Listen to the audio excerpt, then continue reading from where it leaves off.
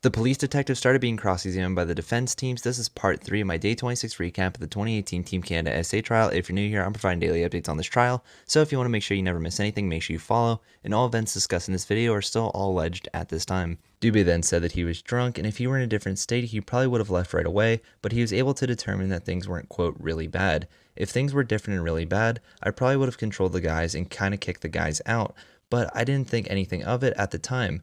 I don't think that she was drunk or against her will by any means, and that's the end of his video testimony. Crown started then questioning the detective about the investigation. He says that he had heard that the players texted that there was food available in the room, but he never saw those texts. He also says that he never saw a group chat between the players, and he wasn't aware of a McLeod text of the group chat that invited people to his room for a three-way. He also said that he tried to interview players by asking Hockey Canada's lawyer to pass his contact information to them.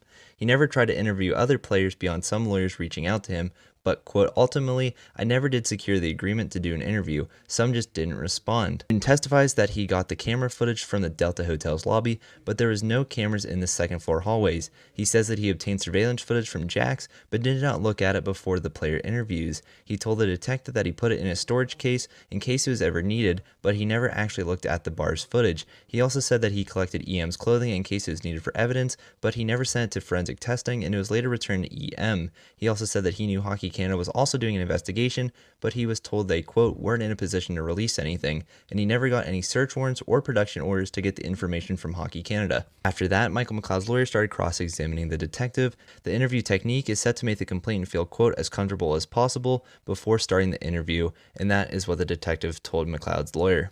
The detective said that he learned EM's mom's boyfriend spoke to police on June 19th and told him that there was a potential SA to report. The boyfriend said that EM didn't want her name given to police or to anyone at that time, and she didn't want to report anything to police or want McLeod to get in trouble. The boyfriend told police McLeod, quote, got the young lady drunk and then she was sexually assaulted. CBC's Daily Live Updates then gave a list of everything that the detective agreed to after the lawyer suggested it, and those were McLeod invited his friends into the room. The gist of what the detective was told was EM was, quote, extremely drunk, quote, may have blacked out and doesn't remember going to the Delta with McLeod.